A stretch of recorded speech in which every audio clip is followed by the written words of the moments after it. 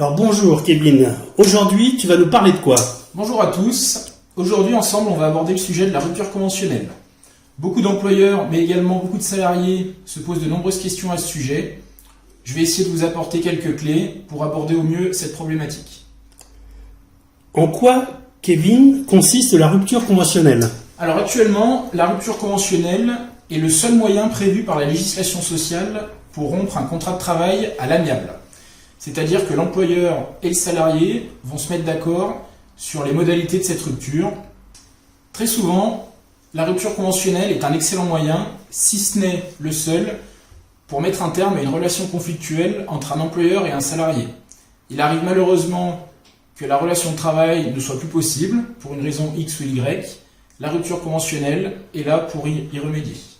Est-ce que tous les salariés sont concernés? Non. Seuls les salariés bénéficiant d'un CDI, contrat de travail à durée indéterminée, sont éligibles au dispositif de la rupture conventionnelle. Les salariés en CDD, les contrats d'apprentissage, les intérimaires ou les contrats de professionnalisation n'y sont donc pas éligibles. En matière de rupture conventionnelle, qui peut être à l'initiative? Les deux parties peuvent être à l'initiative d'une rupture conventionnelle. L'essentiel est qu'un commun accord soit trouvé. Toutefois, il est important de préciser que l'une des deux parties ne peut pas contraindre l'autre à accepter cette rupture conventionnelle. Et quels sont les avantages? L'avantage principal pour l'employeur est que contrairement au licenciement, une rupture conventionnelle va fortement limiter le risque de poursuite prud'homale. La rupture conventionnelle a été conclue d'un commun accord, il est donc très compliqué pour un salarié de revenir dessus, notamment devant une cour prud'homale. Deuxième avantage, comme déjà évoqué précédemment, la rupture conventionnelle est un excellent moyen de mettre un terme à une situation conflictuelle sur le lieu de travail. Les deux parties se quittent plus ou moins bons amis. L'avantage pour le salarié est qu'il bénéficie des indemnités Pôle emploi derrière. Cela peut lui permettre de se retourner le temps de trouver un nouveau travail. Attention toutefois, la rupture conventionnelle n'a certainement pas été mise en place pour permettre à ses salariés de bénéficier d'une année sabbatique aux dépens de l'assurance chômage. Y a-t-il des indemnités lors d'une rupture conventionnelle? Oui, elle prend le terme d'indemnité de rupture conventionnelle. Il est important de préciser qu'une indemnité de rupture conventionnelle ne peut être inférieure à l'indemnité de licenciement. Au moment de la conclusion d'une rupture conventionnelle, il est important de distinguer l'indemnité légale de licenciement de l'indemnité conventionnelle de licenciement. L'indemnité légale s'applique à l'ensemble du marché du travail. Elle est égale à un quart de salaire par année d'ancienneté jusqu'à 10 ans d'ancienneté dans une entreprise. À partir de la 11e année d'ancienneté, la formule de calcul est de 1 tiers de mois de salaire par année d'ancienneté. Une fois calculée, cette indemnité légale doit être comparée à l'indemnité conventionnelle. Si votre convention collective applicable dans l'entreprise prévoit une indemnité supérieure à l'indemnité légale, c'est cette dernière qui devra être retenue. On retient toujours l'intérêt du salarié. L'employeur peut-il donner plus que l'indemnité légale?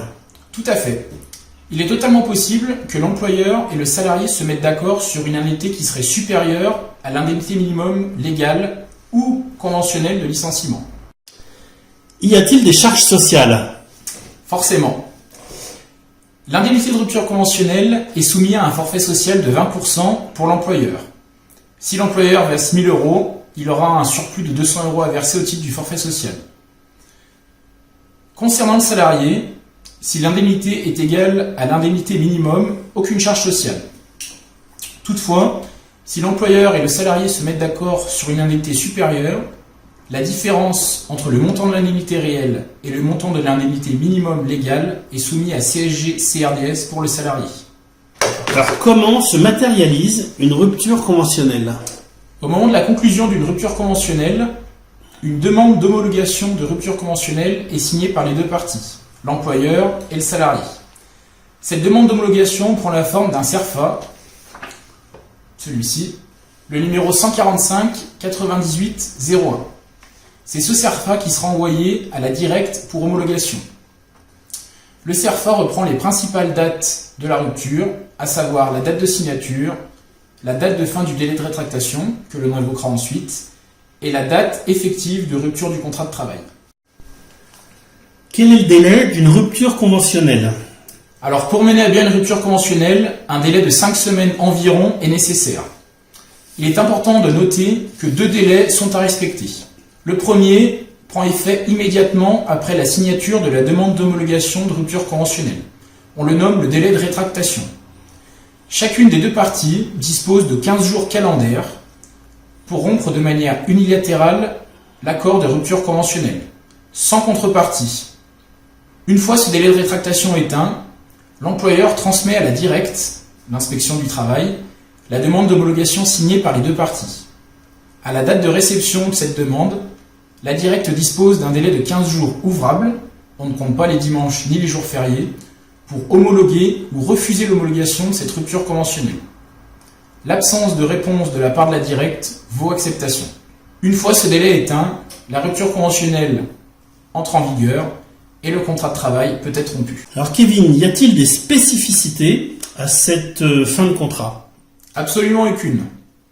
Lorsque le délai de rupture conventionnelle est arrivé à son terme, l'employeur remet au salarié les 4 documents légaux. Le dernier bulletin de salaire, l'attestation employeur destinée à Pôle emploi, le solde de tout compte et le certificat de travail. Vous en savez désormais plus sur la rupture conventionnelle.